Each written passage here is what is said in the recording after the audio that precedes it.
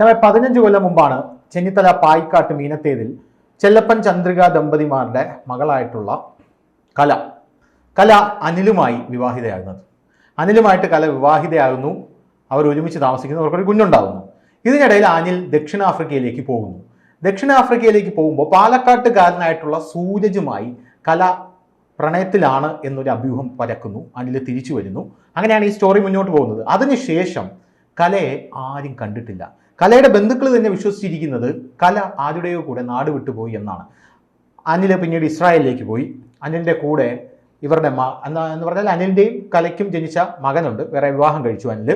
അതിനുശേഷം അനിൽ കലയെ കാണാനില്ല എന്ന് പറഞ്ഞു വരുത്തുകയും പോലീസ് സ്റ്റേഷനിൽ പരാതി കൊടുക്കുകയും അന്വേഷിക്കുന്നു എന്ന വ്യാജേന പല ഭാഗങ്ങളിലും ചുറ്റിത്തിരിയുകയും ചെയ്തു എന്നും ആ സമയത്ത് ചെയ്തു എന്നും ഇപ്പോൾ നമുക്കറിയാനായിട്ട് സാധിക്കുന്നുണ്ട്. ഇപ്പോൾ സംഭവം കലയെ കൊന്ന് സെപ്റ്റിക് ടാങ്കിൽ ഇട്ടു എന്നൊരു ഊമക്കത്ത് പോലീസ് ലഭിക്കുന്നു. അങ്ങനെ പോലീസ് അന്വേഷിച്ച ആ സെപ്റ്റിക് ടാങ്ക് പൊളിച്ചപ്പോൾ അതിനകത്ത് നിന്നും മൃതദേഹ അവശിഷ്ടങ്ങൾ കണ്ടെടുത്തിരിക്കുകയാണ്. സത്യം പറഞ്ഞാൽ ഒരു ജിത്തു ജോസഫ് സിനിമയുടെ ഒരു സ്റ്റൈലിലുള്ളൊരു കൊലപാതകം.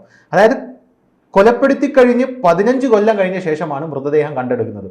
അതും ഈ കൊലപാതകത്തിൽ ഉൾപ്പെട്ട ഒരാൾ അയാളുടെ ഭാര്യയെ ഭീഷണിപ്പെടുത്തുന്ന കൂട്ടത്തിൽ അവളെപ്പോലെ നിന്നെയും തീർക്കും, അവളെ നമ്മൾ തീർത്ത് സെപ്റ്റിക് ടാങ്കിൽ താഴ്ത്തിയിട്ടുണ്ട് എന്നൊരു വാചകമാണ് ഇതിൽ ദൈവത്തിൻ്റെ കൈയായിട്ട് പതിച്ചിരിക്കുന്നത് എന്നാണ് പല മാധ്യമങ്ങളും റിപ്പോർട്ട് ചെയ്യുന്നത്. ഇനി ആ മൃതദേഹാവശിഷ്ടങ്ങൾ എടുത്തിട്ടേ ഉള്ളൂ. ഇനി അത് കലയുടേതാണെന്ന് ഐഡന്റിഫൈ ചെയ്യേണ്ട കാര്യമുണ്ട്. അതിൻ്റെ ഇടയിൽ അവരുടെ മകൻ രംഗത്തെത്തിയിട്ട് പറയുകയാണ് അതെൻ്റെ അമ്മയല്ല, എൻ്റെ അമ്മ ഇപ്പോഴും ഇവിടെ ജീവിച്ചിരിപ്പുണ്ടെന്ന് ഞാൻ വിശ്വസിക്കുന്നു എന്നൊക്കെ പറയുന്നുണ്ട്. എന്താണ് ഇതിൻ്റെ സ്റ്റോറി? ഒരു 2009, 2008, 2009 കാലഘട്ടത്തിൽ, അത് വർഷം പോലും കൃത്യമായിട്ട് പറയുന്നില്ല, 2008, 2009 കാലഘട്ടത്തിൽ ഇവർ മിസ്സിംഗ് ആണ് എന്നതാണ് ഇപ്പോൾ പുറത്തു വന്നിരിക്കുന്ന കഥ. പിന്നെ ഇവർക്ക് കുഞ്ഞുണ്ടാകുന്നു എന്ന് പറയുന്നത് കലയെ വീട്ടിലേക്ക് കൂട്ടിക്കൊണ്ടുവരുമ്പോൾ തന്നെ, ശ്രീകലയെ അനിൽ വീട്ടിലേക്ക് കൂട്ടിക്കൊണ്ടുവരുമ്പോൾ തന്നെ ശ്രീകല പ്രഗ്നന്റ് ആണ്. അങ്ങനെയാണ് ആ രണ്ട് ഫാമിലിയും അത് സമ്മതിക്കുന്നുണ്ട്. കലയുടെ ഫാമിലിയും അത് സമ്മതിക്കുന്നുണ്ട്, അനിലിന്റെ ഫാമിലിയും അത് സമ്മതിക്കും. പക്ഷേ ഇവരുടെ കുടുംബങ്ങൾ തമ്മിൽ സ്വരച്ചേർച്ചയില്ല. അവരുടെ പല പ്രശ്നങ്ങളും പറയുന്നു. ജാതി രണ്ടും രണ്ടായതാണോ പ്രശ്നം? ആലപ്പുഴയിൽ അങ്ങനെ ചെറിയൊരു പ്രശ്നങ്ങളുണ്ട്. ചില പ്രശ്നങ്ങളൊക്കെ ആലപ്പുഴയിൽ ഇങ്ങനെ വരാറുണ്ട്. ഇടയ്ക്കൊക്കെ ചില പ്രശ്നങ്ങൾ വരാറുണ്ട്. എല്ലായിടത്തും ഒന്നുമില്ല. വളരെ ചെറിയ ചെറിയ മേഖലകളിലൊക്കെ, ചെറിയ പോക്കറ്റുകളിലൊക്കെ ഈ വിഷയങ്ങൾ, തൊണ്ടിമുതലും ദൃക്സാക്ഷിയും എന്ന സിനിമ ഇതിനെ ബേസ് ചെയ്ത് ചില കാര്യങ്ങൾ പറയുന്നുണ്ട്. തൊണ്ടിമുതലും ദൃക്സാക്ഷിയിലും ഇതിനെക്കുറിച്ചൊക്കെ ചില ഡയലോഗുകളൊക്കെ വരുന്നുണ്ട്. അപ്പോൾ കല അവിടെ പ്രഗ്നൻ്റ് ആയിരുന്നു. ഈ ശ്രീകലയെ അവിടേക്ക് കൊണ്ടുവന്നു. പിന്നെ ഈ വീട്ടിലേക്ക് ആദ്യം കയറ്റാൻ മടിച്ചു എന്ന് അനിലിന്റെ പിതാവ് സമ്മതിച്ചിട്ടുണ്ട്. മാധ്യമങ്ങളോട് ഇന്നലെ രാത്രിയിൽ അദ്ദേഹത്തിന്റെ സ്റ്റേറ്റ്മെന്റ് അതാണ്. ഞാനാണ്, മറ്റാരും എതിർത്തില്ല, ഞാൻ എതിർത്തു എന്ന് പറഞ്ഞു. പിന്നീട് ഇദ്ദേഹം സൗത്ത് ആഫ്രിക്കയിലേക്ക് ജോലിക്കായി ഇവിടെ നിന്ന് പോയി. പിന്നെ കുഞ്ഞ് ജനിച്ച ശേഷമാണ് ഇദ്ദേഹം പോകുന്നത്. അതും ഈ രണ്ട് ഫാമിലിയുടെയും സ്റ്റേറ്റ്മെന്റ് ആണ്. പോയ ശേഷം പിന്നെ 1.5 കൊല്ലത്തിന് ശേഷമാണ് ഈ പ്രശ്നങ്ങളുടെ തുടക്കം. അത് വിളിച്ചു പറയുന്നത് അനിലിന്റെ പിതാവാണ്. അനിലിന്റെ പിതാവ് അനിലിനെ വിളിച്ചു പറഞ്ഞു, ഇതുപോലെ ഒരു ആളുമായിട്ട് ഇവിടെ ഒരു പ്രശ്നമുണ്ട്. ഈ അനിലിന്റെ പിതാവ് ശ്രീകലയുടെ വീട്ടിൽ പോയി. ശ്രീകലയുടെ പിതാവ് ചെല്ലപ്പനുമായിട്ട് ഈ കാര്യം സംസാരിക്കുകയും, നിങ്ങൾ ഈ വീട്ടിലേക്ക് വരണം, ഞാനും എൻ്റെ ഭാര്യയും മാന്യമായിട്ടാണ് താമസിക്കുന്നത്, ഇങ്ങനെ ഒരു പ്രശ്നമുണ്ട്, നിങ്ങൾ ഇവിടേക്ക് വരണമെന്ന് ആവശ്യപ്പെടുകയും, തുടർന്ന് ഇവർ അവിടേക്ക് വരികയും, പിന്നീട് നടന്ന കാര്യങ്ങളാണ് ഇവർ തമ്മിൽ ചർച്ച ചെയ്ത് ഒരു വിഷയം. അത് കഴിഞ്ഞിട്ട് ശ്രീകല ഇറങ്ങിപ്പോയ സമയത്തും പിന്നെ അനിൽ എവിടെയാണ്? സൗത്ത് ആഫ്രിക്കയിലാണ്. അത് ഈ രണ്ടുപേരുടെയും സ്റ്റേറ്റ്മെന്റ് അങ്ങനെയാണ്. ആ രണ്ട് ഫാമിലിയുടെയും സ്റ്റേറ്റ്മെന്റ് എടുക്കുമ്പോൾ അത് ബൈറ്റുകൾ നമ്മൾ ചിലർ പൂർണ്ണമായി കാണിക്കുന്നില്ല. ബൈറ്റുകളെ കട്ട് ചെയ്താണ് കാണിക്കുന്നത്. ശ്രീകല ഇറങ്ങി പോകുമ്പോൾ എവിടെ നിന്നാണ്? ശ്രീകല അനിലിന്റെ വീട്ടിൽ നിന്ന് ഇറങ്ങി പോകുമ്പോൾ അനിൽ സൗത്ത് ആഫ്രിക്കയിലാണ്. അത് നമ്മൾ ഇവിടുത്തെ പ്രമുഖ ചാനലുകളുടെ ബൈറ്റുകൾ കട്ട് ചെയ്ത് ശ്രദ്ധിച്ചു നോക്കിയാൽ മനസ്സിലാവും. ബൈറ്റുകൾ പൂർണ്ണമായി ഇവർ കാണിക്കുന്നില്ല. സംസാരം ഇങ്ങനെ കട്ട് ചെയ്താണ്. പ്രധാനപ്പെട്ട ഡയലോഗിലേക്ക് വരുമ്പോൾ അത് കട്ട് ചെയ്യുന്നുണ്ട്. അത് എന്തുകൊണ്ട് കട്ട് ചെയ്തു എന്ന് എനിക്ക് മനസ്സിലാവുന്നില്ല.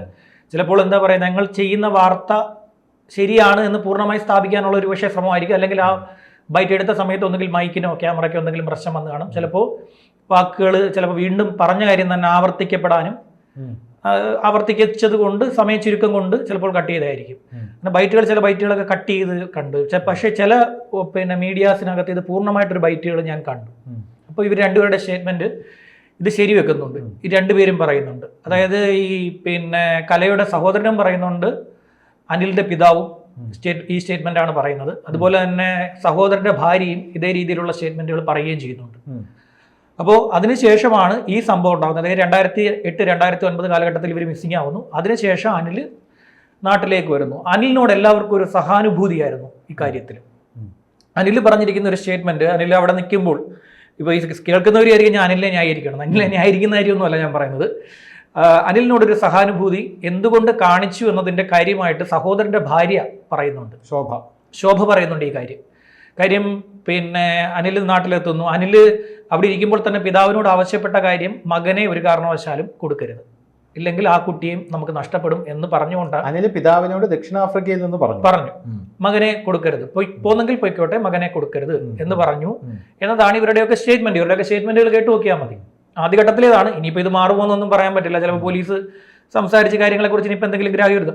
ഇപ്പോൾ ഈ വിഷയത്തിൽ പിന്നെ കലയുടെ സഹോദരനെ കഴിഞ്ഞ 2 ദിവസം മുമ്പ് നല്ല കാര്യമായിട്ട് ഒരു ചോദ്യം ചെയ്തിട്ടുണ്ട്.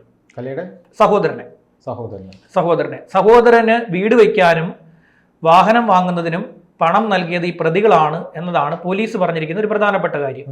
ഈ പ്രതികൾക്കൊപ്പമാണ് സഹോദരൻ നിൽക്കുന്നതെന്നും പോലീസ് പറഞ്ഞിട്ടുണ്ട്. അത് ആ സഹോദരന്റെ ബൈറ്റിൽ സഹോദരനും പറയുന്നുണ്ട്. പോലീസ് പറയുന്നു, ഞാൻ എൻ്റെ പെങ്ങളെ കൊല്ലാൻ കൂട്ടുനിൽക്കുമോ, ഞാൻ എങ്ങനെയാണ് വീട് വെച്ചതെന്നും വാഹനം വാങ്ങിച്ചതെന്നും തെളിവ് എൻ്റെ പക്കലുണ്ട്, എന്നോട് ഒരു ദിവസം മുഴുവൻ എന്നെ ചോദ്യം ചെയ്തു എന്ന് പറയുന്നുണ്ട്. പിന്നെ ഇവരെല്ലാവരും ബന്ധുക്കളാണ്. ആരെ? ഈ പ്രതികൾ. അനിൽ, ജിനു, സോമൻ, പ്രമോദ്, ഇവരെല്ലാം അച്ഛൻ, ചേട്ടൻ, മകൻ, പിന്നെ ബന്ധുക്കളാണ്. അല്ല, പോലീസ് ഇപ്പൊ എന്താ പറയുന്നത്? ഈ ശോഭയല്ലല്ലോ, കലയെ കൊലപ്പെടുത്തിയത് ഇവരെല്ലാം ഒരുമിച്ച് ചേർന്നായിരിക്കാമെന്ന നിഗമനം എന്താ പോലീസിന്റെ നിഗമനം? വലിയ പെരുമ്പുഴ പാലത്തിൽ വെച്ച് ജിനു, സോമൻ, പ്രമോദ്, സുരേഷാണ് ഇപ്പോൾ ഈ കേസിൽ പരാതിക്കാരനാക്കി മാറ്റിയിരിക്കുന്നത്. ഈ കേസിലെ പരാതിക്കാരൻ മാത്രമല്ല, പിന്നെ സാക്ഷി നമ്പർ 1 സുരേഷാണ് ഇതിലെ സാക്ഷി നമ്പർ 1. വലിയ പെരുമ്പുഴ പാലത്തിൽ വെച്ച് ഇവരെ ഇത്രയും പേരെയും പിന്നെ അനിൽ വിളിച്ചു വരുത്തിയെന്നും ഈ ബോഡി മറവ് ചെയ്യാൻ സഹായിക്കണമെന്ന് ആവശ്യപ്പെടുകയും ചെയ്തു. ഇതിനെ തുടർന്ന് താൻ തിരിഞ്ഞുപോയി, തനിക്ക് പേടിച്ചു, ഭയന്നു, തിരിച്ചുപോയി. ബാക്കി 3 പേരും ചേർന്ന് ഈ ബോഡി കൊണ്ടുപോയി എന്നുള്ളതാണ് സുരേഷിന്റെ മൊഴി. പിന്നീട് രണ്ടാമത് വന്നിരിക്കുന്ന ഇയാൾ പരാതിക്കാരനെന്ന് പറയുമ്പോൾ ഇയാൾ എപ്പോഴാണ് പരാതിയായിട്ട് വന്നതല്ല. ഇതൊരു ഊമക്കത്തായിട്ട് മാന്നാർ പോലീസ് സ്റ്റേഷനിലേക്ക് അത് പറയുന്നില്ല, അത് പോലീസും പറയുന്നില്ല. ഇത് ആരാണ് ഒരു ഊമക്കത്ത് വന്നു. ആ ഊമക്കത്ത് തേടിപ്പോയ ഇവരാണ് സുരേഷിനെ കണ്ടെത്തുന്നത്. സുരേഷ് കണ്ടെത്താൻ ചെന്നപ്പോൾ പോലീസ് പറയുന്ന ഇതാണ്, സുരേഷിനെ കണ്ടെത്താൻ ഞങ്ങൾ അങ്ങോട്ട് ചെന്നപ്പോൾ തന്നെ സുരേഷ് പറയുന്നത്, എനിക്ക് ഒരുപാട് കാര്യങ്ങൾ നിങ്ങളോട് സംസാരിക്കാനുണ്ട് എന്ന് പറഞ്ഞിട്ടാണ് അയാൾ ഈ കൊലപാതക വിവരം പറയുന്നത്. സുരേഷ് അനിലിന്റെ ആരാണ്? അനിലെ ബന്ധുവാണ്, അയൽവക്കക്കാരനുമാണ്. അതായത് അനില് കലയെ കൊലപ്പെടുത്തിയ ശേഷം ബോഡി മറവ് ചെയ്യാനായിട്ട് സുരേഷിനെയും അടക്കമുള്ള സുരേഷ്, ജിനു, സോമൻ ആൾക്കാരെ വിളിച്ചപ്പോ സുരേഷ് അവിടെ നിന്നും പേടിച്ച് വലിയ പെരുമ്പുഴ പാലത്തിൽ നിന്ന് തിരിച്ചു. എന്നിട്ട് സുരേഷ് എന്തുകൊണ്ട് അത് അന്ന് പറയാം? ഭയം മൂലം പറഞ്ഞില്ലെന്നാണ് അയാളോട് ഇന്ന് ഏഷ്യാനെറ്റിന്റെ റിപ്പോർട്ടർ ഇന്ന് രാവിലെ അയാളോട് സംസാരിക്കുമ്പോൾ അദ്ദേഹം ഏഷ്യാനെറ്റിന്റെ റിപ്പോർട്ടറോട് പറയുന്നു, ഭയം മൂലം പറഞ്ഞില്ല, എനിക്ക് കൂടുതൽ കാര്യങ്ങൾ പറയുന്നതിൽ ബുദ്ധിമുട്ടുണ്ട്, പോലീസിന്റെ നിയന്ത്രണമുണ്ട് എന്ന് പറയാണ് സുരേഷ്. ഇപ്പോൾ ഏതായാലും സുരേഷാണ് ഇതിലെ പിന്നെ പ്രധാനപ്പെട്ട പരാതിക്കാരനായി. ഇത് മൊത്തം എത്ര പേർക്ക് അറിയാമായിരുന്നു? അനിലിനെ അറിയാമായിരുന്നു, അല്ലാതെ അനിലിനെ കൂടാതെ 3 പേർക്ക് കൂടെ അറിയാമായിരുന്നു? 4 പേർക്ക്. അതായത് 5 പേർക്ക് അറിയാമായിരുന്നു. 5 പേർക്ക്. ഏറ്റവും വലിയൊരു രസം എന്ന് പറഞ്ഞ ഷാമ, ഒരു രഹസ്യം എന്ന് പറയുന്ന ആ രഹസ്യ സ്വഭാവം നഷ്ടപ്പെടുന്നത് 2-ൽ കൂടുതൽ ആൾക്കാർ അത് അറിഞ്ഞു കഴിഞ്ഞാൽ ആ രഹസ്യമല്ല എന്ന് പറയുന്നത്. പക്ഷേ ഈ 5 പേര് അറിഞ്ഞിട്ടും 15 കൊല്ലം ഈ രഹസ്യം മണ്ണിനടിയിൽ കുഴിച്ചു മൂടപ്പെട്ട നിലയിൽ കിടന്നുവെങ്കിൽ അതൊരു രഹസ്യമായി തന്നെ കിടന്നുവെങ്കിൽ അത് വലിയ സംഭവമാണ്. കാരണം 5 പേർക്ക് ഇത് അറിയാമായിരുന്നു. ഇത് മദ്യലഹരിയിൽ ആരുടെയോ വായിൽ നിന്ന് പുറത്തു പോയതായിരിക്കും എന്നാണ് പോലീസിന്റെ പ്രാഥമികമായിട്ടുള്ള നിഗമനം എന്ന് പറയുന്നത്. മദ്യലഹരിയിൽ നിന്ന് പുറത്തുപോയി, മദ്യലഹരിയിൽ സംസാരിച്ചിരിക്കുന്നവയെ ഇത് പുറത്തുപോയി എന്നും പിന്നീട് ധൂമക്കത്തായി പോലീസിന് മാന്നാർ SHO കിട്ടിയെന്നും മാന്നാർ SHO ഇത് SP ചൈത്ര തെരേസ ജോണിനെ അറിയിച്ചെന്നും അതിനെ തുടർന്ന് SP-യുടെ നിർദ്ദേശപ്രകാരം കഴിഞ്ഞ 2 മാസമായിട്ട് ഇവർ ഈ പ്രതികളെ നിരീക്ഷിച്ചു വരികയാണെന്നൊക്കെയാണ് പോലീസ് പറയുന്നത്. പോലീസിന് ഒരു പ്രശ്നമുണ്ട്, എന്താ അറിയോ? പോലീസിന്റെ പ്രശ്നം എന്ന് പറഞ്ഞാൽ ഒരാൾ മിസ്സിംഗ് ആയി കഴിഞ്ഞാൽ പോലീസ് അത് വേണ്ട രീതിയിൽ അന്വേഷിക്കില്ല, ഇപ്പോഴും അന്വേഷിക്കില്ല. പോലീസ് ഒരാൾ മിസ്സിംഗ് ആയി കഴിഞ്ഞാൽ, ഇപ്പൊ എൻ്റെ അനുഭവത്തിൽ തന്നെ എനിക്കറിയാം. കാരണം ഒരാൾ മിസ്സിംഗ് ആയി കഴിഞ്ഞാൽ അങ്ങോട്ട് ചെന്ന് കഴിഞ്ഞാൽ പോലീസ് ആദ്യം ചോദിക്കുന്നത് സാമ്പത്തിക തട്ടിപ്പ് നടത്തിയിട്ടുണ്ടോ, പ്രണയം ഉണ്ടായിരുന്നോ, എന്തെങ്കിലും ചോദിക്കും. ഇതിന്റെ പോലെ തിരിച്ചു വരും എന്ന് പറഞ്ഞ് പോലീസ് നമ്മളെ ആശ്വസിപ്പിച്ച് തിരിച്ചയക്കുകയാണ് ചെയ്യാനുള്ള ഫസ്റ്റ്. അത് കഴിഞ്ഞ് വീണ്ടും 3 ദിവസമായി 4 ദിവസമായിട്ട് തിരിച്ചു വന്നില്ല, 7 ദിവസം കഴിഞ്ഞ് വന്നില്ലെങ്കിൽ പോലീസ് അനങ്ങത്തില്ല. ശക്തമായിട്ടൊരു സംവിധാനം, നമുക്കൊരു സ്വാധീനം ഇല്ലെങ്കിൽ പോലീസ് അന്വേഷിക്കില്ല. നമ്മളിനി പോലീസിൽ സ്വാധീനം ചെലുത്തി മുകളിൽ നിന്ന് താഴോട്ട് വിളിച്ചു പറഞ്ഞാൽ മാത്രമേ പോലീസ് ഒന്ന് അനങ്ങുകയും ചെയ്യത്തുള്ളൂ. കാരണം അവർക്ക് അന്വേഷിക്കാനായിട്ട് അവർ കൂടിപ്പോയാൽ അവർ അന്വേഷിച്ചു എന്ന് ഉറപ്പുവരുത്താനായിട്ട് ഇപ്പോൾ ഈ കാലഘട്ടത്തിൽ പോലും ഉറപ്പുവരുത്താനായിട്ട് പല ഭാഗത്തും എന്ന് പറഞ്ഞാൽ ഇപ്പോൾ മിസ്സായത് ഒരാളാണെങ്കിൽ അവരുടെ ജോലി സ്ഥലം, അവരുടെ ബന്ധുക്കൾ, അവരുടെ സുഹൃത്തുക്കൾ ഇവരെയൊക്കെ വിളിച്ച് പേരിലൊരു അന്വേഷണം നടത്തും. എന്നിട്ട് മൊബൈൽ ലൊക്കേഷൻ എടുക്കും. ലാസ്റ്റ് മൊബൈൽ ലൊക്കേഷൻ എവിടെയാണ് ഇതെടുക്കും. അതിനുശേഷം ട്രെയിനിൽ ബസ്സിൽ പോയിട്ടുണ്ടോ എന്ന് CCTV പരിശോധന നടത്തും. അതോടുകൂടി അന്വേഷണം അവസാനിച്ചു. അയാൾ മരിച്ചിട്ടുണ്ടോ ജീവിച്ചിട്ടുണ്ടോ എന്ന് പോലും ആർക്കും അറിയില്ല. അങ്ങനത്തെ ഒരു അന്വേഷണമാണ്. അപ്പോൾ അന്ന് കലയുടെ വിഷയത്തിൽ അന്വേഷണം നടത്തിയതിലും പോലീസ് ഇത്തരത്തിലൊരു അനാസ്ഥ കാണിച്ചു എന്നാണ് മനസ്സിലാവുന്നത്. പക്ഷേ ഇപ്പോൾ മാധ്യമങ്ങൾ പറയുന്നത് കലയുടെ വീട്ടുകാരുടെ ഭാഗത്തു നിന്നും ഒരു ഇനീഷ്യേറ്റീവ് ഉണ്ടായില്ല. കാരണം കല ഒളിച്ചോടി പോയി എന്നാണല്ലോ അനിൽ പറഞ്ഞു പരത്തിയിരിക്കുന്നത്. അതുകൊണ്ട് ഉണ്ടായില്ല. അല്ല, പോലീസിന് ആ ഒരു സ്റ്റേറ്റ്മെന്റിൽ യാതൊരുവിധ ഒരു അസ്വാഭാവികതയും തോന്നിയില്ല അനിലിന്റെ സ്റ്റേറ്റ്മെന്റിൽ. അതിന്റെ ഒരു വലിയൊരു പ്രശ്നം ഇവിടെയുണ്ട്. ഇപ്പോഴും ഇവിടെ ഇരിക്കുന്ന പല ഉദ്യോഗസ്ഥരും പഴയ കുട്ടൻപിള്ള പോലീസിന്റെ ലെവലാണ്. ഒരു സ്ത്രീയെ കാണാതായി കഴിഞ്ഞാൽ അത് കാമുകന്റെ കൂടെയോ അല്ലെങ്കിൽ രഹസ്യബന്ധം കൊണ്ടോ പോയതാകാമെന്ന അവരുടെ പ്രാഥമികമായിട്ടുള്ള നിഗമനം അതിപ്പോഴും അവർക്ക് മാറിയിട്ടില്ല. ജസ്ന കേസൊക്കെ കണ്ടിട്ടില്ലേ? 10 ദിവസം അന്വേഷിച്ചിരുന്നെങ്കിൽ ആ കുട്ടിയെ കണ്ടെത്തും. എനിക്ക് തോന്നുന്നു ജസ്ന ഇതുപോലെ ഏതെങ്കിലും സെപ്റ്റി ടാങ്കിൽ മറിഞ്ഞ് കിടപ്പുണ്ടായിരിക്കും. സെപ്റ്റി ടാങ്കിൽ കിടപ്പുണ്ടോ എന്ന് പോലും പറയാൻ പറ്റില്ല. എവിടെയാണ് സ്കൾ കണ്ടെത്തിയത്? അല്ല, ഇതിൽ വേറൊരു സംഭവം എന്ന് പറഞ്ഞാലുണ്ടല്ലോ, എനിക്ക് ഷാമ ഒരു ക്രൈം റിപ്പോർട്ടറല്ലേ, ഞാൻ ഡൗട്ട് ചോദിക്കട്ടെ എന്ന് പറഞ്ഞാൽ ഇപ്പൊ പോലീസിന്റെ ഒരു പ്രശ്നം എന്ന് പറഞ്ഞാൽ ഇപ്പൊ എവിടെ ക്രൈം നടന്നാലും പോലീസ് ആദ്യം പരാതി പറയാൻ ചെല്ലുന്ന ആളോട് ചോദിക്കുക അവിടെ CCTV ഉണ്ടായിരുന്നു എന്ന്. എടാ, ഈ CCTV വരുന്നതിന് മുമ്പ് ഇവരെങ്ങനെ അന്വേഷിച്ചോണ്ടിരുന്നത്? അതാണ് എന്റെ ഡൗട്ട്. CCTV ഇല്ലായിരുന്നു ഇവിടുത്തെ പല കേസുകളും പിടിക്കാൻ പറ്റില്ല. ഇവിടുത്തെ വലിയൊരു പ്രധാനപ്പെട്ട കാര്യം ഞാൻ പറഞ്ഞു, ഇപ്പോൾ പോലും ഈ ശരീരഭാഗങ്ങൾ എന്ന് പറയുന്ന ഒരു സാധനവും ഇവർക്ക് കിട്ടിയെന്നുള്ള കാര്യത്തിൽ സംശയമുണ്ട്. ഇവർക്ക് കിട്ടിയിരിക്കുന്നത് ഒരു തലയിടുന്ന ഒരു ക്ലിപ്പ്, മൃതദേഹാവശിഷ്ടം കിട്ടിയെന്നാണല്ലോ അവര് പറയുന്നു. അത് സംശയിക്കപ്പെടുന്ന മൃതദേഹാവശിഷ്ടം എന്ന് പറയുന്നു. അതിനി പരിശോധിക്കണം. പിന്നീട് ഈ പറയുന്ന പോലെ മൃതദേഹാവശിഷ്ടം എന്ന് പറയുമ്പോൾ മെയിനായിട്ട് കിട്ടേണ്ട എന്താണ്? തലയോട്ടി, പിന്നെ എല്ലിന്റെ കഷ്ണം, ഇങ്ങനെയൊക്കെയുള്ള സാധനങ്ങൾ കിട്ടിയെന്നുള്ള കാര്യമാണ്. ഇത് പൊടിച്ചൊന്നും കൊണ്ടിട്ടേയല്ലോ, പൊടിഞ്ഞു പോയി എന്ന് അവർ പറയുന്നുണ്ട്. അതിൽ കെമിക്കൽ ഒഴിച്ചെന്ന് പറയുന്നത് സോമനാണ് പറയുന്നത്. സോമൻ കെമിക്കൽ ഒഴിച്ചെങ്കിൽ പൊടിഞ്ഞു പോയി കാണില്ലേ? അത് പൂർണ്ണമായിട്ടെങ്കിൽ പൊടിഞ്ഞു പോകണ്ടേ? പൂർണ്ണമായും പൊടിഞ്ഞു പോകണ്ടേ? അതുപോലെ തന്നെ അടിവസ്ത്രത്തിന്റെ ഒരു ഇലാസ്റ്റിക്, ഒരു ലോക്കറ്റ്, അതുപോലെ തന്നെ പിന്നെ തലയിലിടുന്ന ഒരു ക്ലിപ്പ്, പിന്നെ ഇങ്ങനെയുള്ള സാധനങ്ങളാണ് അതിൽ നിന്നും ലഭിച്ചു എന്ന് ഇവർ പറയുന്നത്. ഇനിയിപ്പോ ഇതിന്റെ പരിശോധന നടക്കണം. പരിശോധന നടന്ന് എപ്പോൾ വരുമെന്ന് പറയാൻ പറ്റില്ല. അല്ല, ഇതിൽ വേറൊരു കാര്യം പോലീസ് പറയുന്നത് അനില് ആ സെപ്റ്റിക് ടാങ്ക് പൊളിച്ചു കളഞ്ഞില്ല പുതിയ വീട് വെച്ചിട്ടും. അത് സംശയം, ദുരൂഹത വർദ്ധിപ്പിക്കുന്ന ഒരു കാര്യമല്ലേ? അയാള് ജ്യോതിഷത്തിന്റെ പേര് പറഞ്ഞ് അല്ലെങ്കിൽ വാസ്തുവിന്റെ പേര് പറഞ്ഞ് അത് പൊളിച്ചു കളഞ്ഞില്ല എന്നാണ് അന്നത്തെ കാലത്ത് അയാൾ പുതിയ വീട് വെച്ചപ്പോൾ പോലും ആ സെപ്റ്റിക് ടാങ്കോ ആ കക്കൂസോ പൊളിക്കാനായിട്ട് സംബന്ധിച്ചു. അയാളെ ഇതിനിപ്പോ പരിശോധിച്ചു വരുമ്പോൾ ഇതിപ്പോ പരിശോധനയ്ക്ക് അയക്കും ഫോറൻസിക് സയൻസ് ലാബ്. അവിടേക്ക് അയച്ചിട്ട് ഇത് പരിശോധിച്ച് റിസൾട്ട് വരണം. ഇവിടെ ഒരു വലിയ കഥയുണ്ട്. ആ കഥയിലൂടെ വേണം ഇനി നമുക്ക് പോകാൻ. 2009 ഏപ്രിൽ 5-ാം തീയതി ഇവിടെ തിരുവനന്തപുരം ജില്ലയിലെ ഭരതന്നൂരിൽ ആദിത്യൻ എന്ന് പറയുന്ന ഒരു 9 വയസ്സുകാരൻ മരണപ്പെട്ടു. ഈ കുട്ടിയുടെ ബോഡി കുളത്തിലാണ് കണ്ടെത്തിയത്. സമീപത്തെ ഒരു കുളത്തിൽ കണ്ടെത്തിയ ഈ ബോഡി പിന്നെ പോസ്റ്റ്മോർട്ടം ചെയ്തപ്പോൾ പോസ്റ്റ്മോർട്ടത്തിൽ ഈ കുട്ടിയുടെ പാൻറിൽ മറ്റൊരാളുടെ സ്പേം കണ്ടെത്തി. ഇത് കൊലപാതകമാണെന്ന് പോസ്റ്റ്മോർട്ടത്തിൽ തെളിഞ്ഞു. കൊലപാതകമാണെന്ന് തെളിഞ്ഞു. പ്രതിയെ വർഷങ്ങളോളം കേരള പോലീസ് പിടിച്ചില്ല. ആരാണെന്ന് കണ്ടെത്താൻ സാധിച്ചില്ല. അവർക്ക് വലിയ അന്വേഷണം നടത്തി. പോസ്റ്റ്മോർട്ടം റിപ്പോർട്ടിൽ എഴുതി വെച്ചിരിക്കുന്ന ഒരു 9 വയസ്സുകാരൻ മരണപ്പെട്ടത് പിന്നെ കൊലപാതകമാണെന്ന് എഴുതി വെച്ചിരിക്കുന്നു. ആ കുട്ടിയുടെ പാൻറിൽ നിന്ന് സ്പേം കണ്ടെത്തിയിരിക്കുന്നു. അത് മറ്റൊരാളുടേതാണെന്ന് തെളിഞ്ഞിരിക്കുന്നു. കുളത്തിൽ കിടക്കുന്നു. അപ്പോൾ വെള്ളം കുടിച്ചല്ലേ കുട്ടി മരിച്ചിരിക്കുന്നു. കുട്ടി വീട്ടിൽ നിന്നും പാല് മേടിക്കാൻ പോയതാണ്. ഇത് ഇതിങ്ങനെ വർഷങ്ങളോളം നീണ്ടുപോയി. ആരും അറിഞ്ഞില്ല. അതിൻ്റെ അച്ഛൻ വീട്ടില്ല, വിജയൻ. അതിൻ്റെ അച്ഛൻ ഇങ്ങനെ കയറി ഇറങ്ങിക്കൊണ്ടേയിരുന്നു വർഷങ്ങളോളം. 2009 മുതൽ 2019 വരെ ആ മനുഷ്യനിങ്ങനെ കയറി ഇറങ്ങിക്കൊണ്ടേയിരുന്നു. അങ്ങനെ അദ്ദേഹത്തിന്റെ നിശ്ചയദാർഢ്യം, എൻ്റെ കുഞ്ഞിന് നീതി വേണം എന്നുള്ള അദ്ദേഹത്തിന്റെ വാശി. അതും വലിയ സാമ്പത്തികമൊന്നുമില്ല, വളരെ പാവപ്പെട്ട കുടുംബമാണ്. അദ്ദേഹവും അദ്ദേഹത്തിന്റെ ഭാര്യയും കൂടി കയറി ഇറങ്ങി. 2019 ഈ കേസിനെ ക്രൈംബ്രാഞ്ചിന് വിടിയിച്ചു വരും. 2019 ഇവർ ക്രൈംബ്രാഞ്ചിന് വിടിയിച്ചു.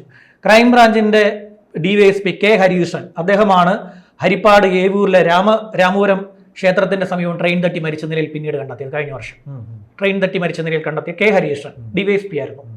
അപ്പൊ അദ്ദേഹമാണ് ഈ കേസിൽ അദ്ദേഹം ഇനിഷ്യേറ്റീവ് എടുത്തു. ഒരുപാട് ആരോപണങ്ങളൊക്കെ നേരിട്ട ഉദ്യോഗസ്ഥനാണ്. സോളാർ കേസിലൊക്കെ സരിതയെ കയറി മുൻകൂട്ടി അറസ്റ്റ് ചെയ്തു എന്നൊക്കെ പറഞ്ഞ ആരോപണം നേരിട്ടു. അദ്ദേഹം കയറി ഒരു ഇനിഷ്യേറ്റീവ് എടുത്തു. അദ്ദേഹം 2019 ഒക്ടോബറിൽ ഈ കുഴിമാടം പൊളിച്ചു. കുട്ടിയുടെ കുഴിമാടം കേരളത്തിലെ ക്രൈംബ്രാഞ്ച് പൊളിച്ചിട്ട് ഇതിന്റെ ശരീരാവശിഷ്ടങ്ങൾ എല്ലും ഇതുമൊക്കെ എടുത്ത് ഇത് പരിശോധനയ്ക്ക് അയച്ചപ്പോൾ അത് പരിശോധിച്ചത് K Sasikala, forensic science expert, മരണപ്പെട്ടു പോയി. മേഡമാണ് ഇത് പരിശോധിച്ചത്. മേഡം പരിശോധിച്ച് ഇത് പിന്നീടും വർഷങ്ങളോളം നീണ്ടുപോയി. ഇതിനിടയ്ക്ക് മേഡം അസുഖബാധിതയായി. അതുകൊണ്ട് പിന്നീട് അത് കുറേ കാലം ഈ ഫോറൻസിക്കിന്റെ സയൻസ് ലാബിൽ ഇരുന്നു. ഒരുപാട് പരിശോധിച്ച ശേഷം 2021 ജനുവരി 4-ാം തീയതി റിപ്പോർട്ട് വന്നു. ഇതിനെ കഴുത്തിൽ എല്ല് പൊട്ടിച്ചാണ് കൊന്നിരിക്കുന്നത്. അതായത് കഴുത്തല്ല് ഒടിച്ചാണ് കൊന്നിരിക്കുന്നത്. ബോഡി കിടന്ന എവിടെ? കുളത്തില്. ഇപ്പോഴും ഇവർക്ക് പ്രതി ആരാണെന്ന് അറിയില്ല. ഇപ്പോഴും പ്രതി ആരാണെന്ന് അറിയില്ല. അവരോട്, ഈ മാതാപിതാക്കളോട് ഏറ്റവും അവസാനം ഇപ്പോൾ അല്പസമയം മുമ്പ് വിജയൻ എന്ന് പറയുന്ന ആ കുട്ടിയുടെ പിതാവിനോട് ഞാൻ സംസാരിച്ചപ്പോൾ ആ കുട്ടിയുടെ പിതാവ് പറഞ്ഞിരിക്കുന്നത് 6 മാസം കൂടെ നിങ്ങൾ നോക്കിക്കോ, 6 മാസത്തോളം കിട്ടിയില്ലെങ്കിൽ നിങ്ങൾ CBIക്ക് കൊടുക്കാൻ. കേരള പോലീസ് അവർക്ക് കൊടുത്തിരിക്കുന്ന മറുപടിയാണ്. ഒരു പാവപ്പെട്ട മാതാപിതാക്കൾക്ക് ആദ്യത്തെ പോസ്റ്റ്മോർട്ടം റിപ്പോർട്ടിൽ കൊലപാതകമാണെന്ന് പറഞ്ഞു. 2ാമത്തെ പോസ്റ്റ്മോർട്ടം റിപ്പോർട്ടിൽ വളരെ കൃത്യമായിട്ട് പറഞ്ഞു കഴുത്തല്ല് പൊട്ടിച്ചിട്ടുണ്ടെന്ന്. ഈ കുട്ടിയുടെ കഴുത്തല്ല് പൊട്ടുന്നത് എങ്ങനെ? ഒന്നുകിൽ തൂങ്ങി മരിക്കണം, അല്ലെങ്കിൽ കഴുത്ത് ഞെരിച്ച് കൊല്ലണം. കൊച്ചുകുട്ടിയാണെങ്കിൽ പെട്ടെന്ന് എല്ലൊടിഞ്ഞു പോകും. തൂങ്ങി മരിച്ചാൽ പോലും അതിന് പ്രത്യേക രീതിയാണ് തൂങ്ങി മരണത്തിന്റെ ഈ കഴുത്തല്ല് പൊട്ടുന്നതിനകത്ത്. അല്ലെങ്കിൽ എന്തെങ്കിലും ഒരു എക്യുപ്മെന്റ് വെച്ച് തലയിൽ അടിച്ച് കൊന്നിരിക്കുകയാണ് ആ കുട്ടിയെ. അതിനുശേഷം വർഷങ്ങൾക്ക് ശേഷമാണ് പീഡനത്തിനിരയായിട്ടുണ്ടോ? പീഡനത്തിനിരയായെന്ന് ഇപ്പൊ ഈ മാംസമെല്ലാം ദ്രവിച്ചു പോയതിനു ശേഷം എങ്ങനെ കണ്ടെത്തും പീഡനത്തിനിരയായിട്ടുണ്ടെന്ന്? പോക്കറ്റിൽ നിന്ന് ആ വേറൊരാളുടെ ആണെന്ന് കണ്ടെത്തി. അന്ന് പരിശോധിക്കണമായിരുന്നു പോലീസ്. പോസ്റ്റ്മോർട്ടം ചെയ്ത ഡോക്ടർ പോസ്റ്റ്മോർട്ടം ചെയ്തപ്പോൾ അറിയാൻ പറ്റില്ലേ പീഡനത്തിനിരയായിരുന്നു കുട്ടി? പീഡനത്തിനിരയായിട്ടുണ്ട്. അന്നതിനകത്ത് ആ പോസ്റ്റ്മോർട്ടം റിപ്പോർട്ടിൽ ചെയ്തു. അതുകൊണ്ടല്ലേ സ്പേം ഉണ്ടെന്ന് എഴുതി വെച്ചിരുന്ന ആ ഡോക്ടർ. എന്നിട്ട് ഇവിടുത്തെ പോലീസ് എന്ത് ചെയ്തു? സ്പേം ആണെന്ന് കണ്ടെത്താൻ എത്ര നേരം വേണമായിരുന്നു? സമീപവാസികളെല്ലാം സംശയിക്കുന്നവരെല്ലാം പിടിക്കണമായിരുന്നു. ഇത് ചെയ്തില്ല. പിന്നെ ഈ സാധനം ഇപ്പൊ കൊണ്ടുപോകും. ഈ സാധനം കൊണ്ടുപോയാലും കാലങ്ങൾ എടുക്കും ഇതിന്റെ റിസൾട്ട് വരാൻ. ഏതാ? ഈ ശ്രീകലയുടേതെന്ന് പറഞ്ഞ് കിട്ടിയിരിക്കുന്ന ഈ വസ്തുക്കൾ ഇത് കൊണ്ടുപോയി പരിശോധിച്ചാലും ഇതിന്റെ DNA ഒക്കെ എടുത്ത് വരാൻ ഇനി കാലങ്ങൾ എടുക്കും. ഇപ്പോൾ ഇവർക്ക് ചെയ്യാൻ പറ്റുന്ന ഒരു കാര്യം എന്ന് പറയുന്നത് സുരേഷ് കുമാറിന്റെ സാക്ഷിമൊഴി, കുറ്റസമ്മത മാപ്പുസാക്ഷി എന്ന് പറയാം സുരേഷ് കുമാറിന്റെ കാര്യം. ഈ കുറ്റം കണ്ടിട്ടും അത് അറിയിക്കാതിരിക്കുന്നത് ഒരു കുറ്റമാണ്. അതുകൊണ്ട് മാപ്പുസാക്ഷിയായിട്ട് അയാളെ പരിഗണിക്കും. മാപ്പുസാക്ഷി മൊഴിയുടെ അടിസ്ഥാനത്തിലും പ്രതികളുടെ മൊഴിയുടെ അടിസ്ഥാനത്തിലും പോലീസിന് കുറ്റപത്രം സമർപ്പിക്കാൻ സാധിക്കും. ഇതിന്റെ റിസൾട്ട്, ഈ സയന്റിഫിക് റിസൾട്ട് ഇല്ലാത്തടത്തോളം കാലം ഈ കേസ് വിജയിപ്പിക്കുക വളരെ ബുദ്ധിമുട്ടാണ്. ഈ സയന്റിഫിക് റിസൾട്ട് എങ്ങനെ വരുമെന്ന് നമുക്ക് പറയാനേ പറ്റില്ല. ഇതിനി ശ്രീകലയുടേതാണെന്ന് പോലും പറയാൻ പറ്റില്ല. ശ്രീകലയുടേതാണെന്ന് പോലും തെളിയുക എന്ന് പറയുന്നത് ഇപ്പോൾ അവിടെ നിന്ന് തെളിയിച്ചുകൊണ്ടിരിക്കുന്ന ഈ മാധ്യമപ്രവർത്തകർക്ക് പലർക്കും അവിടെ ഇപ്പൊ കുറ്റം തെളിയിച്ചുകൊണ്ടിരിക്കുന്ന മാധ്യമപ്രവർത്തകരാണ്. വേറൊരു കാര്യം പറയാം, ജോളിയുടെ കേസ് നടന്നപ്പോൾ ഇവിടുത്തെ മാധ്യമങ്ങൾ ചെയ്ത പരിപാടി എന്തറിയാമോ? ജോളിയുടെ വധക്കേസ് നടന്നപ്പോൾ ഇവിടുത്തെ മാധ്യമങ്ങൾ ചെയ്ത പരിപാടി കേരള പോലീസിന്റെ സ്റ്റിക്കർ ഒട്ടിച്ചിട്ട് ഇവിടെ വണ്ടി ഓടിച്ചു. കേരള പോലീസിന്റെ സ്റ്റിക്കർ ഒട്ടിച്ചിട്ട് ഇവിടുത്തെ മാധ്യമങ്ങൾ, ഇവിടുത്തെ ഒരു പ്രമുഖ ചാനലിലെ റിപ്പോർട്ടർ ക്രൈംബ്രാഞ്ചിന്റെ ഉദ്യോഗസ്ഥനാണെന്ന് പറഞ്ഞിട്ട് ജോളിയുടെ ഭർത്താവിനെ വിളിച്ചു. ഇവിടുത്തെ ക്രൈംബ്രാഞ്ചിന്റെ ഉദ്യോഗസ്ഥനാണ്, ഈ തെളിവെടുക്കാനാണെന്ന് പറഞ്ഞിട്ട് ജോളിയുടെ ഭർത്താവിന്റെ സ്റ്റേറ്റ്മെന്റ് എടുത്തു. എന്തിനാ? വാർത്തയ്ക്ക് വേണ്ടിയിട്ട്. ഇപ്പോൾ അവിടെ കുറ്റം തെളിയിച്ചുകൊണ്ടിരിക്കുക. അവർ കുറ്റം തെളിയിച്ചുകൊണ്ടേയിരിക്കുകയാണ്. നമ്മളിത് ഇന്നലെ മുതലേ ഇങ്ങനെ കണ്ടുകൊണ്ടിരിക്കുക കുറ്റം തെളിയിക്കുന്നത്. ഇതിന് സംഭവിക്കാൻ വന്നൊരു കാര്യം, ഈ സാധനം അവിടെ എത്തി ഇത് പരിശോധിച്ച് വരണമെങ്കിൽ, ഫോറൻസിക് സയൻസ് ലാബിൽ പോയി ഇത് പരിശോധിച്ച് വരണമെങ്കിൽ സമയമെടുക്കും. എവിടെ നമ്മുടെ കോവളത്തെ വിദേശ വനിതയുടെ എത്ര സമയമെടുത്തു? 1 മാസമേ പഴക്കമുള്ളായിരുന്നു. അതിൽ മാംസം ഉണ്ടായതുകൊണ്ട് മാംസം എങ്ങനെയാണ് ഇതിന്റെ പഴക്കം അറിയുന്നത് അറിയാമോ? ഈ പുഴുവിൽ ഉണ്ടാവുന്ന നിറത്തിന്റെയാണ്. ശരീരത്തിൽ ഉണ്ടാവുന്ന, നമ്മുടെ ശരീരത്തിൽ ഒരു പുഴു ഉണ്ടാവും. ആ പുഴുവിന്റെ നിറവ്യത്യാസം അനുസരിച്ചാണ് നമ്മുടെ മൃതശരീരത്തിന്റെ കാലപ്പഴക്കം കണ്ടെത്തുന്നത്. ഇങ്ങനെയാണ് ഇതിന്റെ കാലപ്പഴക്കം. ഇനിയിപ്പോൾ ഈ കുട്ടി ഉറച്ചു വിശ്വസിക്കുകയാണ്. മകൻ ഉറച്ചു വിശ്വസിക്കുന്നുണ്ട് പിതാവ് ചെയ്തിട്ടില്ല. പിന്നെ ആ നാട്ടുകാർ ഇപ്പോഴും ഈ സാധാരണ എന്താണ്, ഒരു മരണം ഉണ്ടായി കഴിഞ്ഞാൽ എന്താണ് പെട്ടെന്ന് ഇത് കൊലപാതകം എന്ന് പറഞ്ഞു കഴിഞ്ഞാൽ പെട്ടെന്നുണ്ടാകുന്ന ഒരു പ്രതികരണം എന്താണ്? പെട്ടെന്നുണ്ടാകുന്ന പ്രതികരണം, ആ കൊലപാതകം, അവൻ കൊന്നു കാണും, ഇങ്ങനെയല്ല പറയുന്നത് ഈ ബന്ധുക്കള്. പക്ഷെ ഈ ശ്രീകലയുടെ ബന്ധുക്കൾ ആരും ഈ അനിലിനെ കുറ്റപ്പെടുത്തുന്നില്ല. ഇപ്പോഴും അവർ കുറ്റവാളിയാണെങ്കിൽ ശിക്ഷിക്കപ്പെടണം. അങ്ങനെ ഒരു മൊഴിയാണ് ഇവർ നൽകുന്നത്. അനിൽ ഇസ്രായേലിലാണ്. അനിലിനെ ഇനി വിളിച്ചു വരുത്താന്നുള്ളത് റെഡ് കോർണർ നോട്ടീസ് പുറപ്പെടുവിക്കും. റെഡ് കോർണർ നോട്ടീസ് പുറപ്പെടുവിച്ചുകൊണ്ട് അയാളെ ഇവിടെ നിന്നിട്ട് ഇവിടുന്ന് CBI ഇടപെടണം. അതിനകത്ത് CBI ഇടപാടുണ്ടെങ്കിൽ ഇതിനകത്ത് ഇനി CBIക്ക് കേസ് വിടണമെന്നല്ല, CBI ഇടപാടിലൂടെയാണ് ഇന്റർപോൾ വഴി കുറ്റവാളികളെ തിരിച്ച് നമ്മൾ ഇവിടേക്ക് കൊണ്ടുവരാറുള്ളത്. ഇനി ഇയാളെ ഇവിടെ കൊണ്ടുവരും. അത് കൊണ്ടുവന്ന് ഇസ്രായേലും ഇന്ത്യയും തമ്മിലുള്ള ബന്ധത്തിലുള്ള നിമിഷേരം കൊണ്ട് ഇവിടെ എത്തിക്കാൻ ഇന്ത്യ കൊണ്ട് പറ്റും. നിമിഷേരം കൊണ്ട് ഇവിടെ കൊണ്ടുവന്ന് തൂക്കിയെടുത്ത് ഇവിടെ കൊണ്ടുവരും. ഒന്നാം പ്രതിയായിട്ട് ഇത് ഓർഡർ ഇങ്ങനെയാണ്: ഒന്നാം പ്രതി അനിൽ, രണ്ടാം പ്രതി ജീനു, മൂന്നാം പ്രതി സോമൻ, നാലാം പ്രതി പ്രമോദ്. ഈ 4 പേരാണ് ഇതിനകത്ത് ഉൾപ്പെട്ടിട്ടുള്ളത്. ഈ 4 പേരെയും വെച്ച് കുറ്റപത്രം ഉടനെ തന്നെ പോലീസ് സമർപ്പിക്കുക. പോലീസിന് ഇത് എന്താ പിന്നെ ഒരു അഭിമാന പ്രശ്നമായിട്ട് ഇത് മാറിയിട്ടുണ്ട്. കാര്യം ഇത്രയും പുറത്തു വന്നിട്ടുണ്ട്. ഇനി പുറത്തു വന്നിട്ട് ഈ കേസ് പൊളിയാന്ന് വെച്ചാൽ ആദ്യഘട്ടത്തിൽ ഇത് കേസ് പൊളിഞ്ഞു പോകാന്ന് വെച്ച് കഴിഞ്ഞാൽ പോലീസിനെ കൂടി ഇനിയിപ്പോൾ കുറ്റപത്രം ഇവിടെ ഇങ്ങനെയുള്ള കാര്യങ്ങളൊന്നും പെട്ടെന്ന് ഇനിയിപ്പോൾ ഇത് ചെയ്തേ പറ്റൂ. പിന്നെ ഒരു IPS ഓഫീസറാണ് ഇതിനകത്ത് ഉൾപ്പെട്ടിരിക്കുന്നത്, ചൈത്ര തെരേസ ജോൺ. അവർ നാറിക്കഴിഞ്ഞാൽ അവർ ആകെപ്പാടെ നാണക്കേടാവും. പിന്നെ ഇവരെ CPM മണ്ടേ നോട്ടോട്ട് വെച്ചിരിക്കുന്ന ഒരു ഉദ്യോഗസ്ഥയും കൂടെ ആയതുകൊണ്ട് അവർ ഇതിനകത്ത് ഇനി മാക്സിമം എന്ത് ചെയ്യുന്നത് വെച്ച് കഴിഞ്ഞാൽ സാക്ഷിമൊഴികൾ കുത്തിക്കയറ്റും. സാക്ഷിമൊഴിയാണ് സയന്റിഫിക് എവിഡൻസ് കിട്ടുക എന്ന് പറയുന്നത് ഇതിനകത്ത് വലിയ പാടുള്ള കാര്യമാണ്. പിന്നീട് ഞാൻ ഇത് ഒരു കാര്യം കൂടെ പറഞ്ഞ് അവസാനിപ്പിക്കാം. നമുക്ക് ആദിത്യന്റെ കേസ് ഒരു ദിവസം ചർച്ച ചെയ്യണം.